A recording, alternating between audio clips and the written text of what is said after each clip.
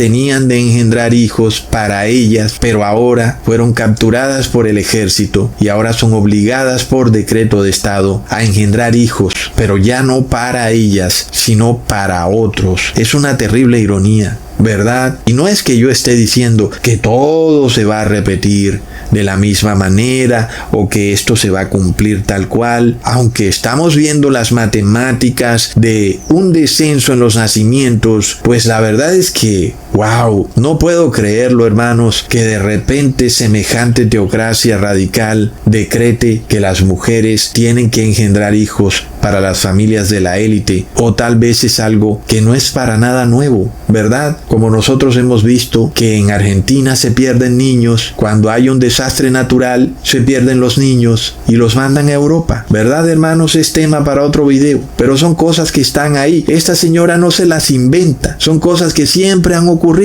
Pero ¿qué pasa en una sociedad donde cada vez son menos los niños que nacen? Entonces el asunto se vuelve más visible. En una sociedad donde nacen millones de niños al año, es un asunto que no es visible, pero cuando hay pocos niños, pues obviamente que el asunto se hace bastante visible. Leamos en Jeremías capítulo 31 versículo 15. Así ha dicho Jehová: voz fue oída en Ramá, llanto y lloro amargo, Raquel que lamenta por sus hijos y no quiso ser consolada acerca de sus hijos porque perecieron. ¿Será que Raquel no quería engendrar, pero ahora que sí quiso engendrar, Herodes pasó un decreto para matar a sus hijos? ¿Será que algo de eso se repetirá, hermanos? Uno podría pensar que es imposible. Sin embargo, también hace 7 años era imposible que en Estados Unidos se formara una teocracia. ¿Quién pudiera creerlo? La nación de separación de iglesia y Estado. ¿Cómo es posible que va a formar una teocracia? Hoy, sin embargo, tenemos a Donald Trump diciendo que a él no le gusta esa idea de separación de iglesia y Estado. Y también ha dicho que él forzó a los niños en los colegios a hacerle oraciones a Dios, aunque no se supo a qué Dios. Y eso es indudablemente una teocracia, porque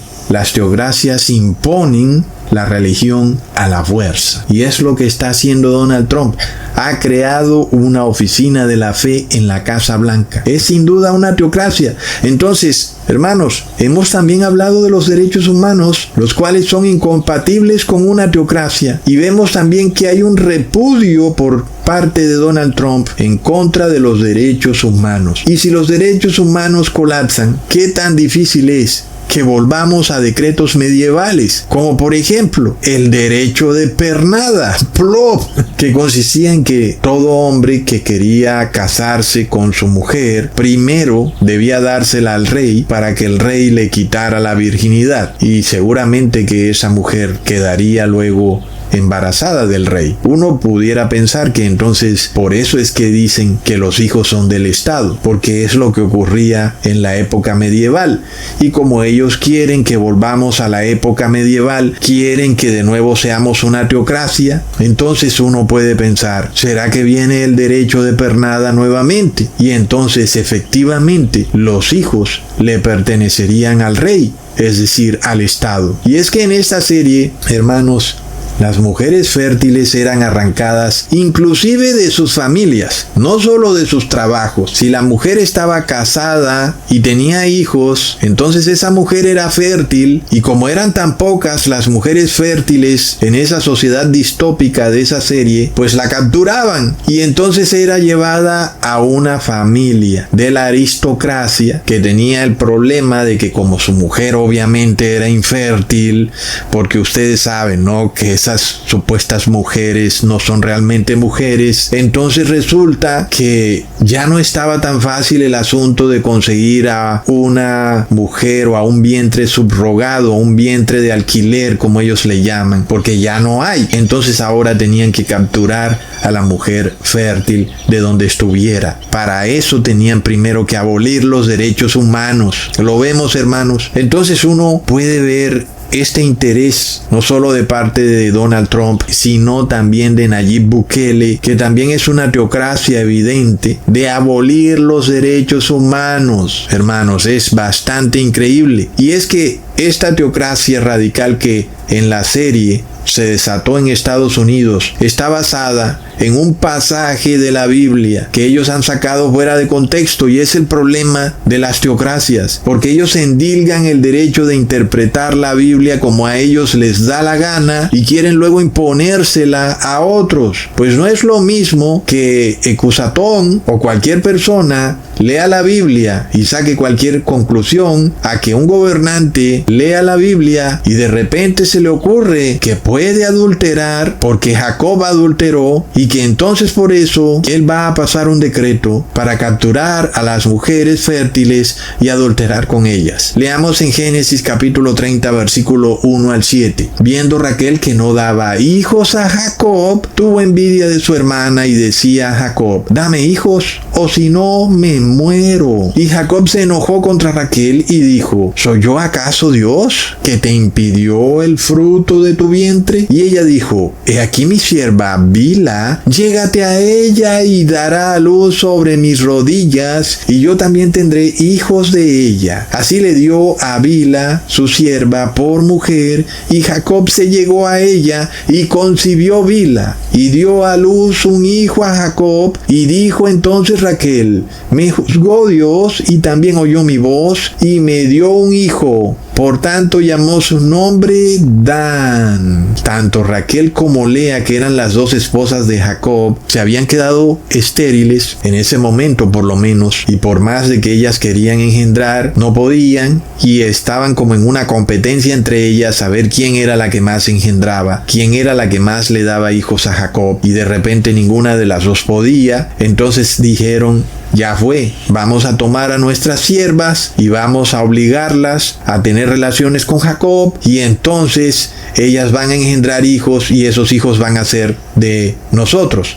Es algo un poco torcido, ¿verdad, hermanos? ¿Qué pasa ahí? Por supuesto que Dios no aprobó semejante decisión, como pareciera que algunas personas creen, nada más porque Raquel dijo que Dios la ha juzgado y que Dios la bendijo. Pues no fue así. Eso fue lo que a ella le pareció, pero realmente Dios nunca quiso que ella tomara a su sierva y engendrara hijos de su sierva. Sin embargo, pues ya vemos que cualquiera pudiera decir: un momentico, pues Dios acepta esto y Dios está de acuerdo, yo voy a tomar entonces a otra mujer y voy a engendrar hijos con ella y le voy a meter estos hijos a mi mujer y ella va a tener que criarlos. Pues eso no es lo que Dios quiere en lo absoluto. Hermanos, y no es entonces para nada coincidencia, es que precisamente la serie Handmaid's Tale significa los cuentos de la sierva, así como la mujer de Jacob, Raquel, tomó a su sierva para que él engendrara hijos con ella. Pues no es para nada coincidencia, es que de ahí viene el concepto. Y de repente, ¿será que esto era lo que hacían o aún hacen las élites que tienen el poder global? Como de nuevo, repito, que hoy en día no puede verse porque hay muchas mujeres que pueden engendrar hijos, pero ¿qué va a pasar cuando esas mujeres se vuelvan tan escasas como una aguja en un pajar? Entonces, ¿qué pasa? Pues estas familias poderosísimas, que son las que controlan el Estado, simplemente deciden que deben cambiar el orden social, porque de otra manera su poder temporal se va a perder. Y entonces suspenden de inmediato todos los derechos civiles de las mujeres. Y aquí hay otro punto curioso de algo que ocurría en la serie y que ocurre en la realidad, y es que las mujeres que sí son fértiles no quieren o no querían engendrar hijos porque querían primero desarrollarse profesionalmente. Como nosotros sabemos, esto hoy en día no es un misterio para nadie. La mayoría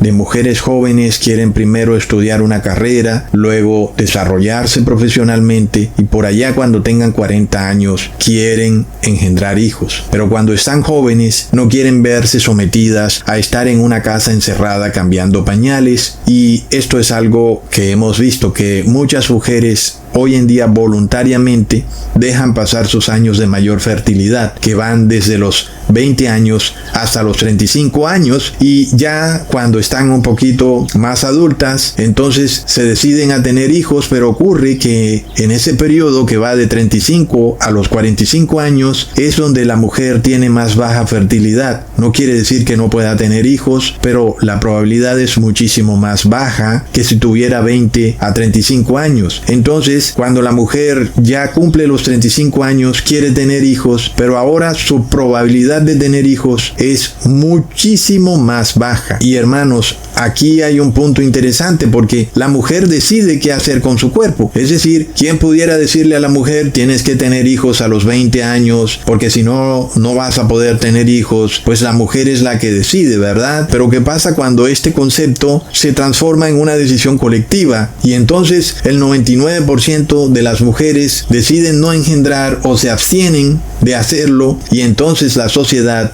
va al colapso. Uno se pregunta, por ejemplo, en el caso de España, una nación de 48 millones de habitantes y que tiene apenas 322,000 nacimientos en el 2024. Es decir, nada más mira los números, es increíble. Y claro que en la medida en que las mujeres van envejeciendo, es decir, que pasan de tener entre 20 a 35 años a tener entre 35 y 40 años, pues eso va a hacer que no les va a quedar muy fácil engendrar hijos. Entonces, el concepto de una sociedad como España, que de repente solo tenga 10,000 o 20,000 niños nacidos en un año, no está muy lejos de ocurrir. Es algo que está muy cerca de ocurrir. ¿Y qué pasa, hermanos? Si las mujeres que hoy tienen entre 25 y 35 años no quieren engendrar, a la vuelta de 5 años, eso quiere decir que la mitad de esas mujeres, que hoy son la mayoría de la población, pronto van a tener muy bajas probabilidades de engendrar porque ya van a tener más de 35 años. Y entonces tiene mucho sentido que hoy hablemos de una generación Z, una generación que está infértil y que se ha logrado de muchas formas y maneras, no solo a través de las vacunas, sino a través de muchos medios, en donde esta curva de nacimientos va en claro descenso, como había sido el objetivo siempre de Bill Gates. Hoy nosotros vemos una curva geométrica, es decir, que es una línea recta en descenso que va descendiendo poco a poco, pero de manera proporcional, año tras año. Pero con lo que estamos viendo, que un gran porcentaje de la población de mujeres fértiles de repente va a envejecer y va a tener más de 35 años, pues eso quiere decir que esa línea descendente se puede transformar en una curva descendente, en una línea exponencialmente negativa, es decir, en una curva descendente que tiende a cero, lo cual quiere decir que los nacimientos de bebés colapsan estrepitosamente en algún momento antes del 2031 o tal vez en el 2031. Entonces esta fecha, hermanos, el 2031, que es la fecha que hemos puesto para la segunda venida de Jesús, retumba en nuestras cabezas, hermanos, porque en otros videos hemos dicho, quisiéramos que Jesús retrase su segunda venida, porque obviamente los tiempos finales van a ser duros, pero luego vemos estas noticias, hermanos, y uno dice, esto no se va a retrasar, porque los hombres o la sociedad, quienes quiera que estén en los altos cargos de poder, pueden retrasar el colapso del dólar, pueden dejar de imprimir tanto dinero de manera que la moneda no colapse tan rápido, ¿verdad, hermanos? Pero ¿cómo evitas que haya un colapso en el nacimiento de bebés? No es algo que la sociedad pueda manipular fácilmente. Como muchos de estos científicos reconocen, esto no puede ser revertido así nada más. Imagínate cómo tomas tú a una mujer de 20 años y le dices que tiene que engendrar hijos. Por supuesto que no es posible. La mujer es la que decide. Entonces es algo que no se puede revertir, hermanos. Y por eso vemos que esto es una señal contundente de la segunda venida de Jesús. Y será que el daño ya está hecho, porque